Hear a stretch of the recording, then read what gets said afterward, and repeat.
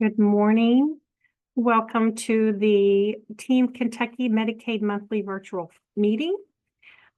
We will give it just another few seconds to let folks come in from the wait room. We do appreciate you taking the time to be with us today. If you're live or if you're watching it later, recorded. We appreciate the interest and your participation and taking the time to find out what's going on with Medicaid. So it looks like we're slowing down in number of people coming in.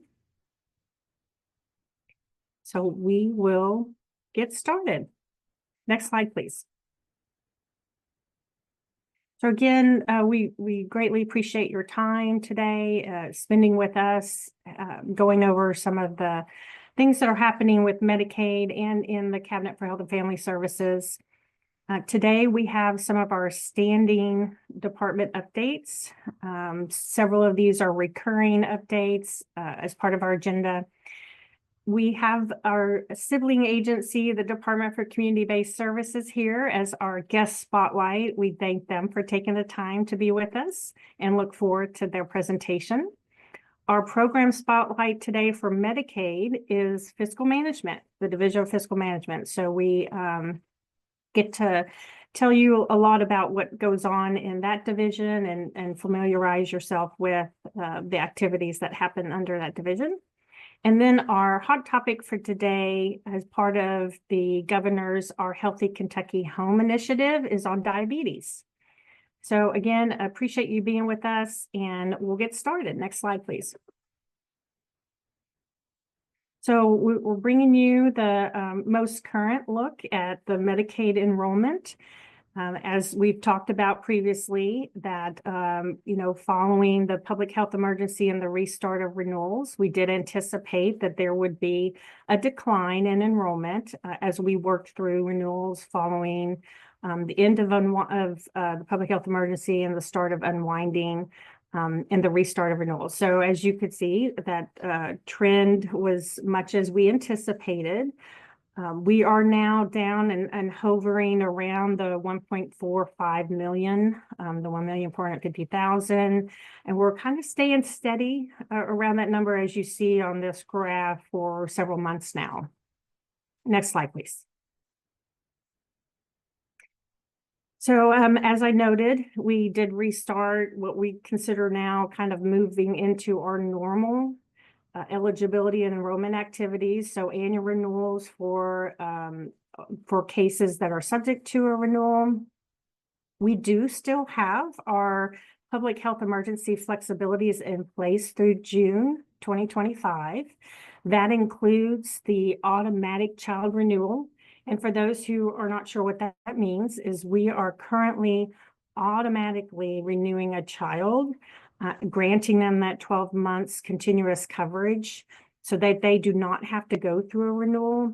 And again, that'll go through June of 2025, which means starting with July 2025 renewals, children will have to go through an actual renewal before we can grant that 12 months continuous coverage.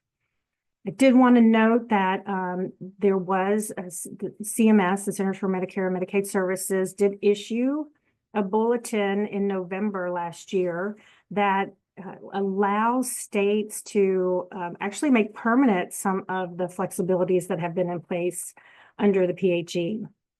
The department is considering those and working through what we could possibly put into place permanently.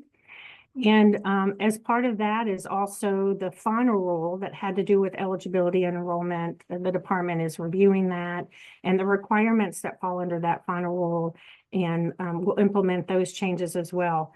We'll provide more information about those changes as we work through making final decisions and as the requirements under the federal rule come into play. And then we do continue with our monthly and updated reporting to CMS. They asked for states to continue to report every month the renewals that happen in that month. And then 90 days following that month, an updated reporting on any pending cases that were reported in the previous monthly report. We're going to review those here. Next slide, please. So we're not going to go through this entire slide, but just this is the monthly reports I was discussing. On the left-hand side is that original monthly report. So for example, we in September, we reported on October 8th for the month of September, 52,369 individuals subject to renewal. Of those, 45,833 were approved. 1,234 were disenrolled.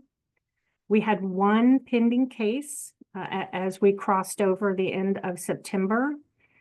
Well, on the right-hand side is that updated report that's 90 days post the month of renewal. So we processed that one pending case. And as you can see on the right-hand side and for September, unfortunately, that person was disenrolled. So that means that person was determined ineligible. Next slide, please. Looking at the three most current months, so October, November, and December, that's what this slide shows you. And why we track this a little differently is that there is a 90-day reinstatement flexibility in place. So if we're able to, after someone's terminated for their renewal month, if they come back in within 90 days and actually provide the documentation that was necessary, and we determine them eligible, we're then able to reinstate them anywhere back within that 90-day period to their termination date, as if their termination never happened. So that gap gets closed, they get eligibility for that period of time. So we are tracking those a little differently because we want to see how many people are being reinstated during that 90-day period. So let's just take a look at December, that bottom line there, which is our most recent month of renewals, excuse me, that we have completed. We had 38,604 that were subject to renewal. 33,235 were approved. 819 were disenrolled. We had one pending at the end of December, one case that was pending. And then the extended bucket you see there is one additional flexibility that we have. We are able to extend a member's renewal for up to 1 month for all members and up to 3 months for 1915C waiver, home and community-based waiver members or long-term care members, to give them additional time to respond to an active renewal. So if at the end of December, for example, someone was unable to respond to their renewal notice and we did not receive a response, we are permitted under the flexibility to automatically extend them 1 month or 3 months, depending on which is applicable.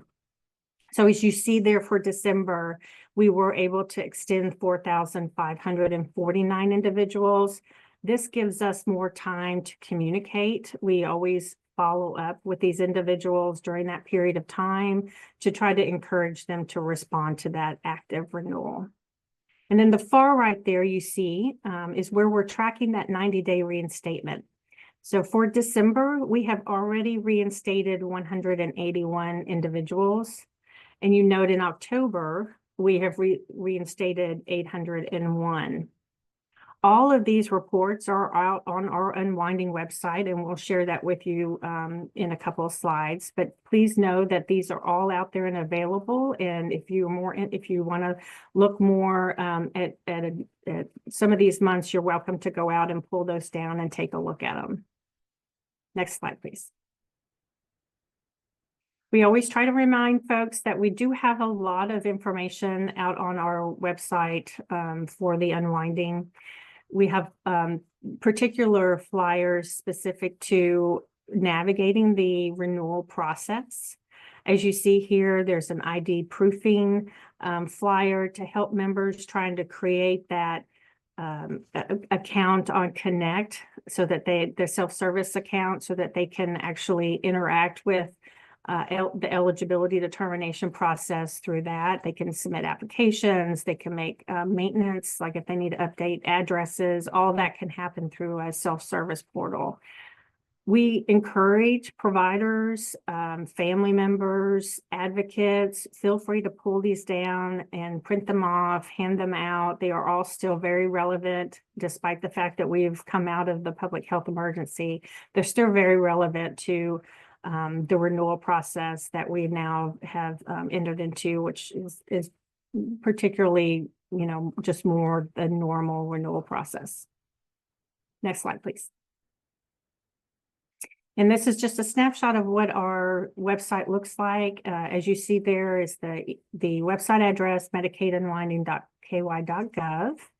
As I mentioned, all the CMS reports are on there, those flyers and informational bulletins. So we do encourage you to go out and access that information. Next slide, please.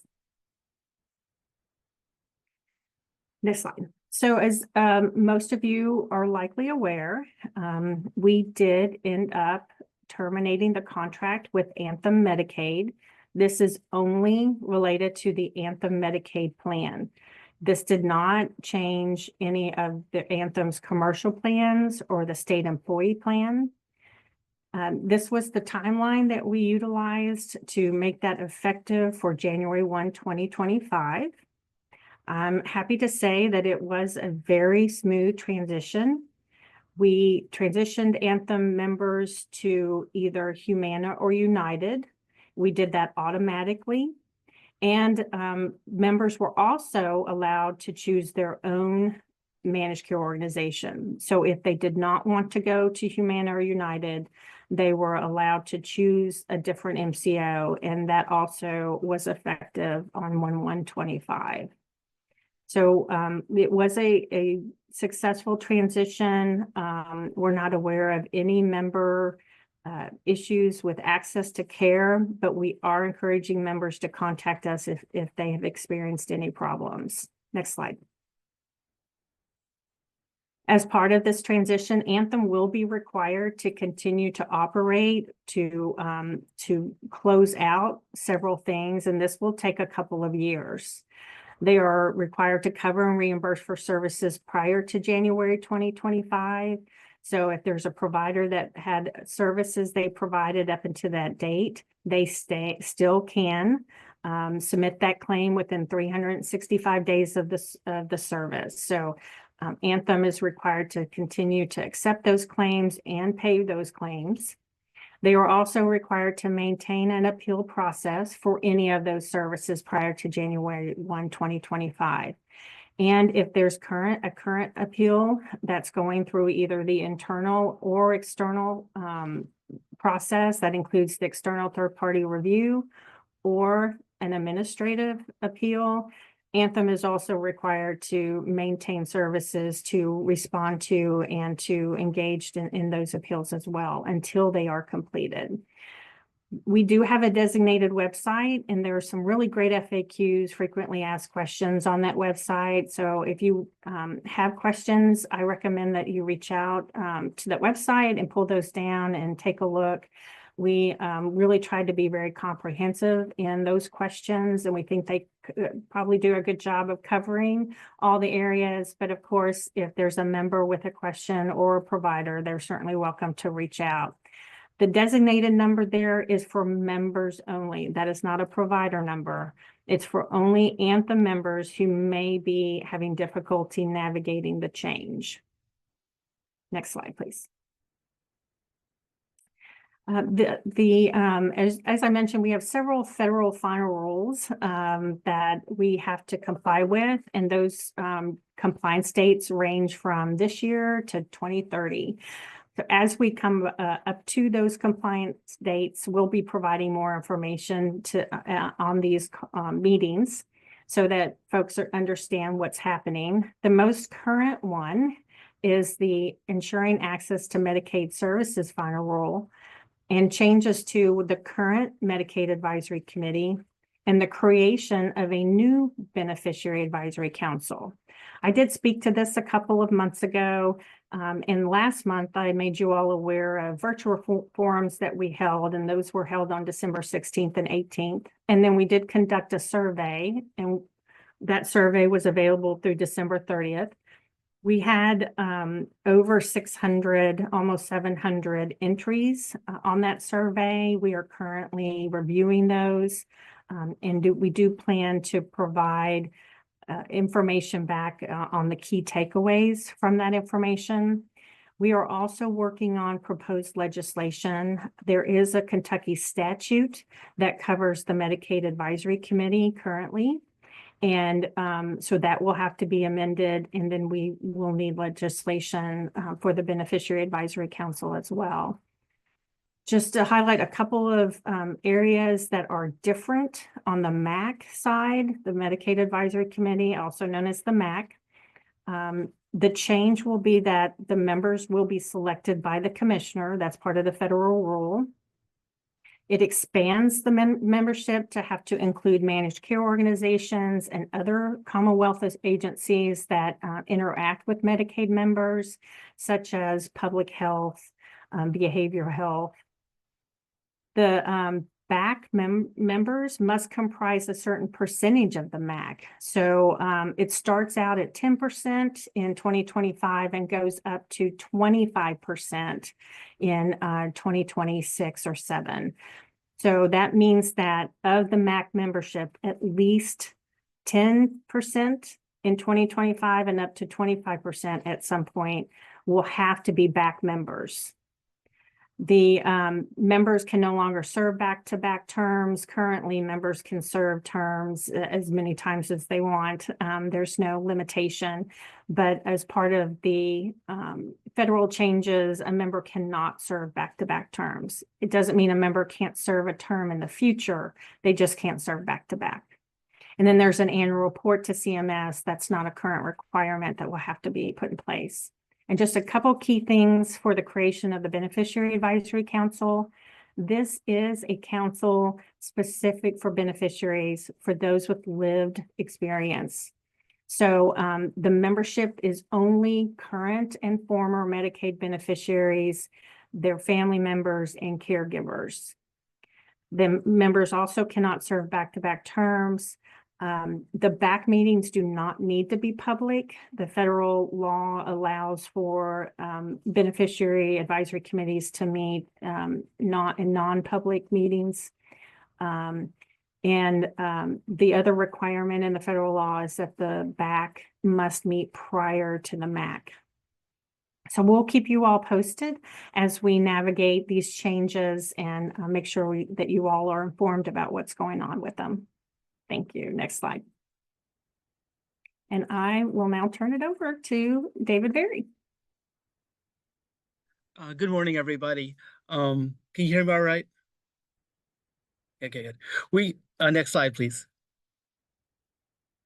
As we know, November 1 to January 15th, that was yesterday, was our open enrollment. And we had a little bit of a snag at the contact center with less than ideal hold times, about 20 minutes or so. But we're picking up those stragglers and everything closed successfully. Next slide. I'm going to be brief today. We had a fantastic open enrollment, 97,734. That is a full 4,000 higher than our second highest ever. So this is extraordinary. It's much higher than we ever were at healthcare.gov, and we really have helped Kentuckians find a place. If they don't qualify for Medicaid or Medicare, if they're not insured through work, they're finding a place here. It is absolutely amazing. We're still crunching through the demographics. A little bit more on that later. But the one piece of demographic, the small number that we can share, is that we saw a 25% shift of people from bronze plans into silver plans. That means that people are going to be paying less for copays, less for deductibles, and be able to get more coverage throughout the year. So this is absolutely amazing. This has everything to do with everyone else on the call. Maybe I had a little bit to do with it, but everybody else. It was a team effort across the Commonwealth. And so congratulations to everyone, and thank you. Next year, we'll break 100,000. I think that's it. Next slide. Yep, and we are still open for business. If you did not, if you know someone who was not able to get through yesterday, or they were impeded by the snow, they weren't able to get to an insurance agent or a connector in time, we have exceptional special enrollment for that.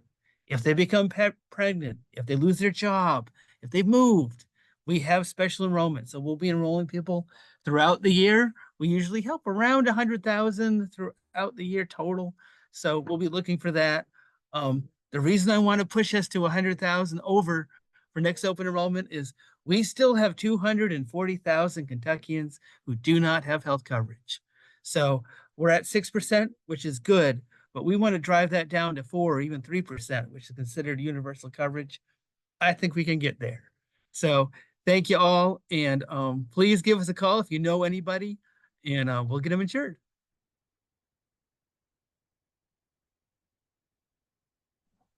Thanks, David. Angela Sparrow, again with the Department for Medicaid Services, going to provide some updates around Team Kentucky 1115 demonstration and the reentry projects. Next slide, please.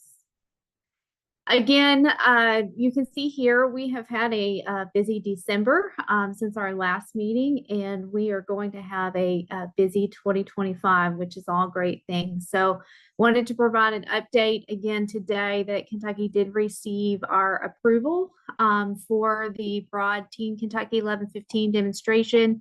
So that does provide extension for the out-of-state former foster care youth and our substance use disorder SUD 1115 demonstration, as well as the full approval for the reentry 1115 demonstration. We also received approval for the serious mental illness SMI 1115 and a health-related social needs 1115 to be able to implement a recuperative care medical respite pilot, as well as approval for a new service, Recovery Resident Support Service, which will fall under our SUD demonstration.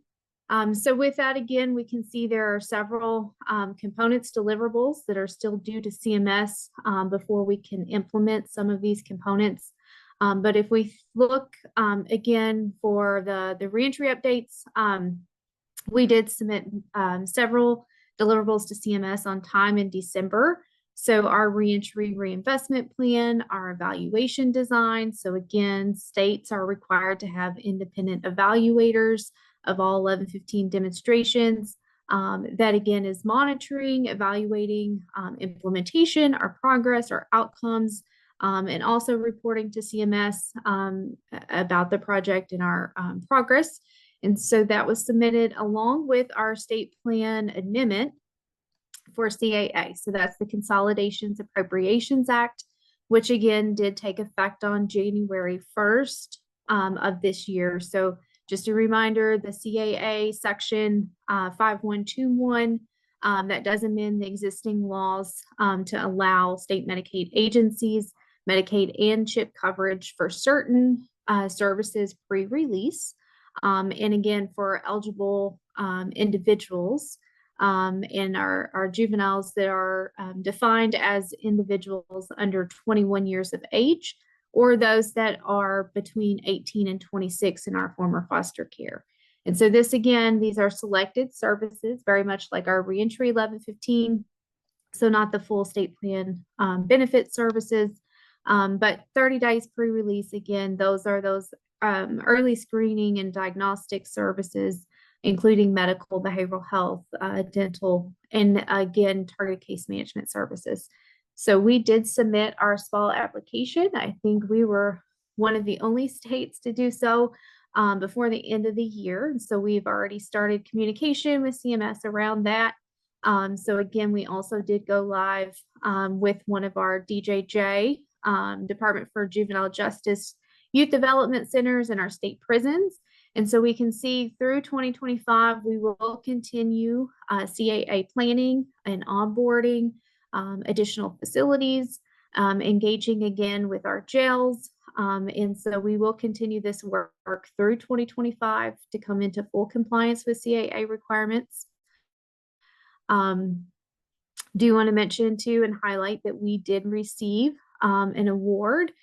So Kentucky was one of 12 states that received a grant, again, a plan grant around CAA implementation. So this again supports not just Medicaid, but our correctional partners in implementing CAA requirements and again, coming into full compliance through 2025. So we will kick that off. We will continue again to have design sessions, planning around reentry, 1115 and CAA, again, through the first couple quarters of this year. Again, we'll march towards readiness assessment through the summer with still an October 1st go live date for the reentry 1115. For implementation, again, for our other components that were just approved in December, those implementation timelines are still to be determined. And I will turn it over to Alicia Clark. Good morning. Thanks, Angela. There's been a lot of great information so far. And again, my name is Alicia Clark, and I'm here to provide the updates on our waivers. Next slide, please. Thanks. So just to let everybody know, if you're not aware, that the rates went into effect 1/1/2025. So we submitted 6 waivers to CMS back in October, finally got approval for those mid-December, and was able to get all the changes in the system. There are some current regulations that are out there that are open for public comment. These are the current regulations. These are not the regulations that we're moving forward with in the future, but in order for us to go ahead and get these rates into effect, we needed to open our current regulations. So the changes you'll see in there is just directly based on rates. So if there's any comments or anything that you all want to provide, please make sure that you all are submitting those. We had some questions because there were some changes in our waiver updates that were approved by CMS. And with the rates, it caused some other updates that were needed, including respite for our Michelle P. waiver members. We received questions, and there's actually guidance going out right now. I think I've already seen some information come through while we've been on this meeting, but we got approval, and that is coming out today. So make sure that you all are looking for that. To talk a little bit about the slots that was released in our last budget bill, all the slots for our state fiscal year 24 into 25 have been allocated to individuals.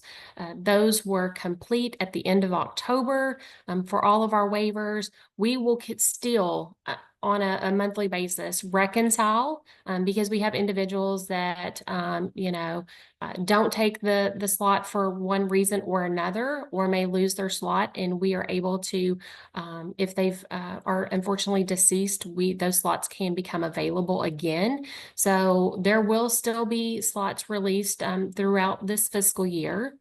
And within our last waiver renewals, we also went ahead and put in the additional slots for our state fiscal year 25-26. So those allocations will start in July of this year. As you can see on the screen, for ABI, there's 25 additional slots for the long-term care waiver. For our home and community-based and our Michelle P. waiver, there's going to be 500 additional slots for both of those waivers. And when rounding out SCL with 250 slots. So just not to scare anybody on here, we're going to come up with a plan like we did last year because we don't want to create that bottleneck effect, right? So we will come up with a plan and release those slots, understanding that it does take a little bit to get people assessed and to move through the process. And one other thing to note here with our electronic visit verification. So our therapy system went live on January 1st of this year. And so everybody must be transitioned to that system no later than 1/31 of 2025. And then it's important. I know there have been some questions about NetSmart data, and it is, I apologize, it looks like it's a little bit hard to see on this screen, but all providers must archive any NetSmart data by April the 1st of 2025. And if you'll go to our next slide, please. Thank you. And just wanted to throw this out here because I know there are a lot of questions sometimes on where do I go for help or whatever. And so we've tried to make that easier instead of there being multiple places and access points that and making sure that you're receiving the same information. But just on this slide, we have the operating agencies for each of our waivers that are listed. So again, if you have any questions, we're all here to help. But wanted to let everybody know that we are the single state operating agency that we oversee it all, but we do have agreements with our sister agencies and definitely couldn't do it without them. So, but if you all have any questions or anything like that, please don't hesitate to ask. Just reach out and we will definitely get back with you. And Kelly, thank you, Kelly. She has already put that respite memo in the chat. So if you wanted to go ahead and take a look at that as it's coming out through all of our different listservs. And that is all that I have today. So thank you all very much. And I will turn it over to our next presenter. Thank you. Good morning, everyone, and Happy New Year. My name is Gina Boyle, and I'm the Deputy Commissioner for the Department for Community-Based Services. And I want to introduce my colleague, Mary Carpenter. Good morning. My name is Mary Carpenter, and I am an executive advisor with the Department for Community-Based Services in the Commissioner's Office. And you can go ahead and go to the next slide. So we are going to be sharing just some update today on a couple of our initiatives. We have a lot going on at DCBS, but today we're going to share some highlights of a couple of our initiatives that are happening in the community. And a lot of what you hear about DCBS is on the child welfare side, but we're really thinking about how to prevent families from coming to the attention of child welfare and DCBS. So we want to really highlight some of those initiatives that we're working on. So back in October, we held a convening with libraries, which is really a groundbreaking in the child welfare space when you think about working with libraries and child welfare. So we partnered with the Kentucky Department for Libraries and Archives and brought together several libraries from across the state, brought together our child welfare staff to really think about how we can support families in the communities and thinking about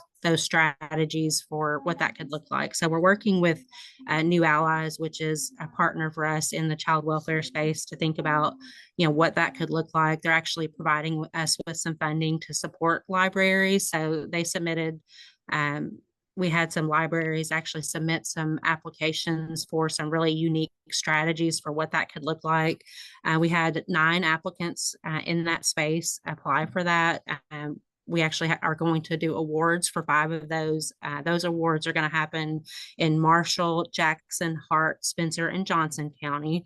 And so we're really looking forward to how those libraries are going to be able to support families. We're going to be doing an evaluation to really monitor that and look at what those outcomes are for families, and really thinking differently about how we support families differently and what that will look like and over the next couple of years. And so this is just one example of those different types of opportunities. Next slide. Thanks, Mary. So as Mary said, we're really focused on investing more in prevention in our practice and programs. And we've been looking at some data from Chapin Hall out of the University of Chicago. And this, what you're seeing here is part of like a 200 slide presentation where they have taken decades of data, really connecting economic and concrete supports for families and how that can act as a preventive measure to ensure that families don't come into contact with the child welfare system. And these are some of the supports that they really highlight. that the data show really has that impact for families. And so you'll notice here that Medicaid is one of those economic supportive measures, really helping families with health and well-being.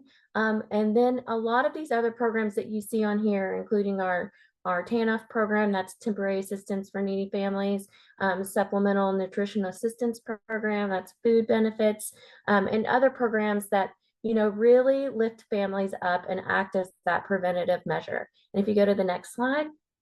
So thinking about that, DCBS has recently applied for a number of national opportunities to really test some innovative practice. One of those we just learned in December. We are so excited about this. So within our temporary assistance for needy families program, which many of you would know as traditional welfare, this is basic cash assistance for families with children that are experiencing poverty. And that basic cash assistance helps with things like housing, transportation, food, and also has an employment and training component for work that is attached to that program. Our Kentucky TANF program is called the Kentucky Transitional Assistance Program. So that's, or KTAP is what it's commonly called. And we have about, in 2024, we had about a little over 36,000 individuals and around 16,000 families in Kentucky that are enrolled in that program. In 2023, Congress authorized the Fiscal Responsibility Act, and within that, they created an opportunity for the Administration for Children and Families to create a new state pilot program. So currently, there is a work requirement within our KTAP program, and the way that the federal government chooses and has chosen over these decades to measure the success of state TANF programs is through something called the work participation rate. And that work participation rate is really just a process measure. We have case managers within DCBS that once they enroll participants in our KTAP program into what's called the Kentucky Works program, are really measuring a number of hours that parents and caregivers have to meet in a certain number of categories. That can be work, volunteerism, others. And that measure is really just countable activities. And that is what our state reports to our federal agency. And that's what they use to measure whether states are performing well in TANF. The sort of shortcoming of that as a measure is that it's simply a process measure again, and it really doesn't measure whether that family is better off for those countable activities. It doesn't measure whether the family's or the individual's employability or the family's household earnings have increased within our program, and whether our case management services make that family better off with work and well-being. So within this Fiscal Responsibility Act of 2024, Congress allowed the Administration for Children and Families to select 5 states to engage in a 5-year pilot to test alternative performance measures for the TANF program. And Kentucky, I'm excited to tell you, was chosen as one of those 5 states, along with California, Ohio, Maine, and Minnesota. And so over the next 5 years, well, really this year is our planning and implementation year. So it's really a 6-year period, but starting with the beginning of this year, we no longer have to report a work participation rate, but we are designing programs and new measures to assess performance with our TANF program. Next slide. So to tell you a little bit about our proposal that was selected, We recently in 2023, the General Assembly approved changes in our TANF program that really looked at, after decades and decades of no changes to eligibility or other standards, the General Assembly approved a modernization effort to allow for more families to be served by this program. And we also looked at updating our case management model. So part of our proposal was the fact that we have already made some major changes to modernize our TANF program in Kentucky. We also, Mary talked about a number of efforts, including things like partnerships with libraries, thinking very differently about our work and what we're doing within our prevention programs and models. So Mary's going to talk a little bit more about some of those prevention programs and how they work, those partnerships, and then really building still on that case management model, thinking about how we work with families, how we assess their needs when we are enrolling them in the KTAP program, and thinking about how to help with barriers. So a lot of times there are barriers to employment that include some of our, that our programs can help address, including medical assistance, including help with transportation, affordable housing, and other barriers to employment. And also barriers that, if we can help with that, just lead to better health and well-being for our families. So some of the measures that we proposed in our application were actually looking at whether our case management, our redesign of our case management model really helps to increase household income for families. And then also looking at some well-being measures for families, including did this new design help with reducing child maltreatment referrals that we get, and decreasing the number of children in out-of-home care, keeping children with their families and in their communities where we know they do better and have more ability to thrive. And so, so as part of this, we're going to receive technical assistance from our federal partners and several vendors that they have selected to help us to build our program and data capacity to identify, collect, and report data to meet these new accountability measures. And one of the things I will tell you is that many national programs really sought Kentucky out because of some of this exciting work we're doing. And part of that is really also closely working with our sister agencies like Medicaid and behavioral health. And next slide, I'll turn it over to Mary to talk about what some of those other services and partnerships look like.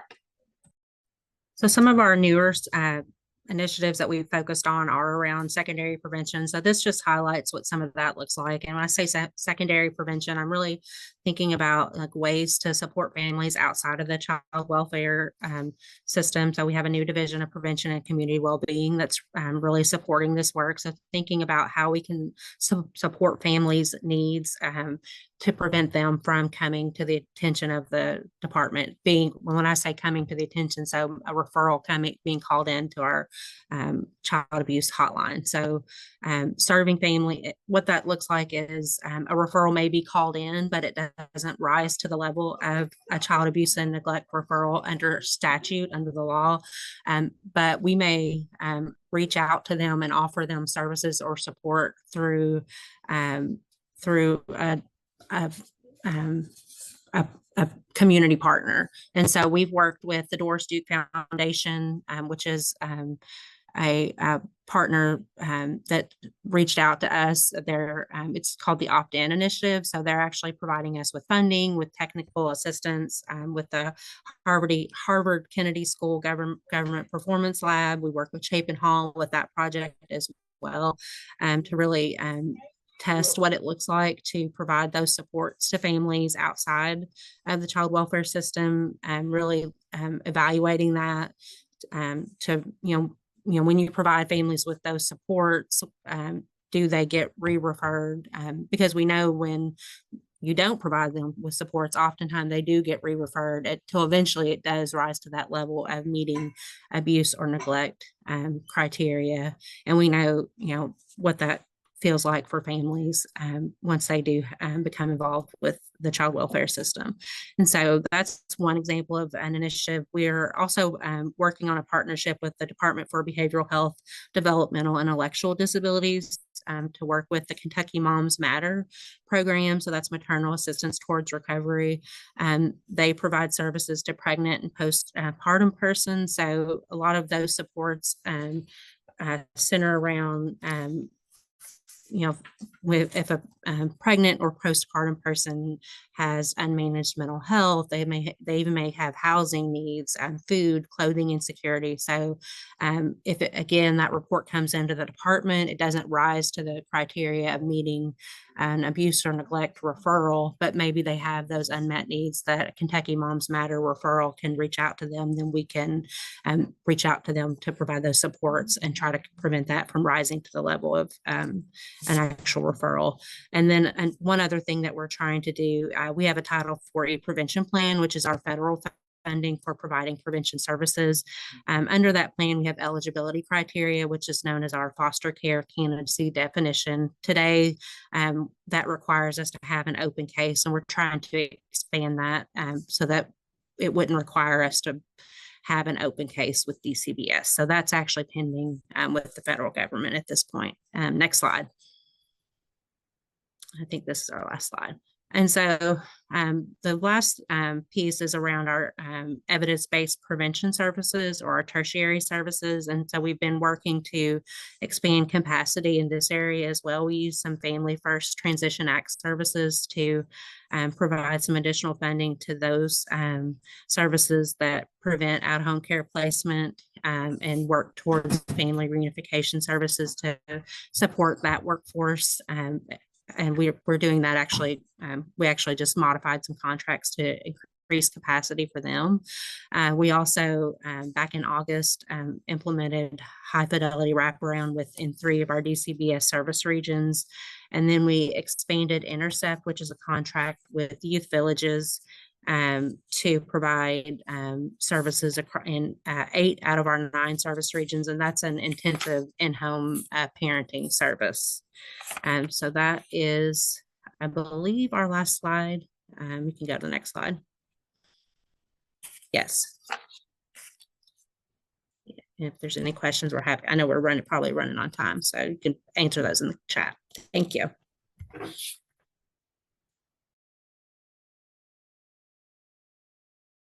Next slide, please. Good morning, everyone. My name is Amy Richardson, and I'm the Division Director for the the Division of Fiscal Management within the Department for Medicaid Services. So I'd like to take a brief moment of your time to tell you a little bit about our division. Next slide, please. And like I said, my name is Amy Richardson. So next slide. Within the Division of Fiscal Management, we like to say that everything that has a dollar sign associated with it, we have a touch on. So we oversee the department's $18.5 billion budget. We help facilitate and submit state plan amendments. We oversee directed payments and various other financial activities within the department. And we also handle all of the department's open records requests. Next slide, please. Our division is composed of myself, and I have 2 assistant directors, John Hay and Jacob Wilson, and then we have 4 branches in our division. So the Division of Fiscal Management, Rate Setting Branch, Advanced Planning Document Branch, and our Contracts and Administrative Services branch. And on the next few slides, we'll get into a little bit of detail about what these branches do. So next slide, please. And I also failed to mention that we have about 40 staff within our division. So we're a pretty large group. So within the financial management branch, this branch primarily oversees all of our Medicaid benefit payments. So fee for service, reimbursement, is overseen with this branch, and that's just with a weekly reimbursement cycle for providers who had billed the previous week. We collect all of the accounts receivable in the department. So one big program is our drug rebate program, and the total collections for drug rebates were $1.55 billion in state fiscal year 24. So that's a very large program within this branch. Like I said, we do accounts receivable. We handle a lot of CMS reporting within this branch. So pretty much every dollar that we spend, we have to maintain accountability of those funds that are spent to the federal government. And that is usually done with quarterly and annual reporting to CMS. We also handle our directed payment processing in this branch and all of our DISH program payments. And another big program within this branch is our fee-for-service pharmacy cycle reimbursement. So next slide, please. Our rate setting branch is also mostly related to our fee-for-service providers. So rate setting is establishing the fee-for-service provider reimbursement rates, and all of those rates are updated on a specific schedule in accordance with CMS guidelines and our regulations. This branch works closely with our rate setting contractor, Myers and Stauffer. We also collect and review provider cost reports within this area and handle all of the provider cost settlements. Another big program within this branch is the FQHC and RHC reimbursement rate setting and cost reports and mass adjustments for when those rates are set. And this branch is basically composed of our provider type experts. So the individuals within this branch actually oversee a specific provider type and how that reimbursement for that provider type is handled. Next slide, please. Our advanced planning document branch is composed of individuals who submit a substantial amount of reports to the federal government.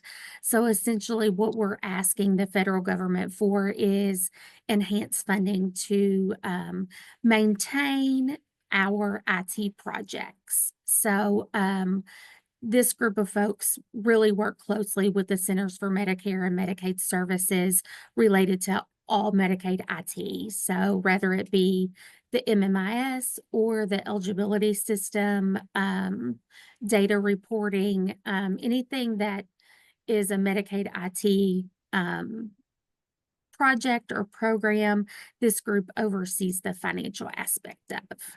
Next slide, please. Our contracts and administrative services branch is kind of a catch-all for everyone else. So they oversee all of the department's personal service contracts. We request our federal monies from the federal government. They handle all of our accounts payable. They handle a lot of federal and state reporting, open records requests, the retention schedules, and all of the department inventory. So next slide, please. The last slide just has all of our contact information. So if you have any questions about anything our division does or any fee-for-service reimbursement questions, feel free to reach out to any of us and we'll get you the assistance that you need. So next slide, please. And I will pass it on to our next presenter. Thank you. Hello, everyone. I'm Dr. Barber, and thank you so much, Amy, for saving me a few minutes. I'm sure if it was Steve, I would have negative 5 minutes. So this month in our Healthy Kentucky Home, we are highlighting diabetes. And as we know, we need to eat good, we need to exercise, and we need to engage positively. But unfortunately, Kentucky ranks 5th highest in US with adults diagnosed with diabetes. And in our Commonwealth, around 13.8% of adults, they have diabetes as compared to national averages, I think around 11.5%. Next slide. So the source of my information is Kentucky's report on diabetes in 2023. And I would urge the payers or participants that if they can look up this report, it's at the website for Cabinet for Health and Family Services. You can just Google it, Kentucky Diabetes Report 2023. So with KRS 211.752, it's a collaborative report between DMS, Public Health, ODA, and KEHP. And in every odd year it comes. So we will have an updated report in 2025. So it has a lot of information. So 13.8% of adults in Kentucky have diabetes, whereas 14% of adult members of Medicaid, they have diabetes. We have around 3,000 children under the age of 19 that who are covered by Medicaid who have diabetes. And when we break down it, it depends where you live. So in our rural communities in Appalachia, the incidence is around 16%, which is more than non-Appalachian regions, where it's around 13%. Next slide. So as we see in mortality wise, we are 13% at the 30th highest percentile in the nation, but this is a bit skewed that it's because of the COVID, the way we were reporting death. It is before COVID, we were around 4th highest in the nation from mortality. So we are in the upper mark from diabetes mortality. We see that there are around 12,000 Kentuckians visited emergency room department around 15,000 times in 2021. We see that around 13,000 hospitalizations are from diabetes with average length 5%. If we divide diabetes from on gender wise, there are 14% males who are diabetic. The incidence is increasing in males, whereas it's decreasing in females. We African Americans it's around 18.5%. In Caucasians, it's 13%. And age wise, if we are over age 45, then the incidence increases. So I think I'm reaching my time end, but we have different programs through the DMS with help of our MCOs. It's a collaborating effort. We have case managers, we have disease management programs. We with KEHP, we have disease management programs and education, DSM, ES. So there are different resources out there. So let's work together and try to see if we can reduce diabetes prevalence in our Commonwealth, and primarily through prevention, weight control, because 80% of diabetics are either overweight or obese. So let's do it together. Next slide. So we have a tremendous amount of economic burden on the Commonwealth, which you can see on this slide. Next slide. Yeah, so there are different disease management programs. So this disease is curable and preventable. So I think the healthy lifestyle, eating good and engaging positively, that's the key. Thank you very much. Any questions? Sorry if I rushed through this information because we are already 1 minute past. No, thank you. Oh, that's okay, Dr. Barber. This is important information for those on the call today, and good to, next slide, please. Reinforce, let's next slide.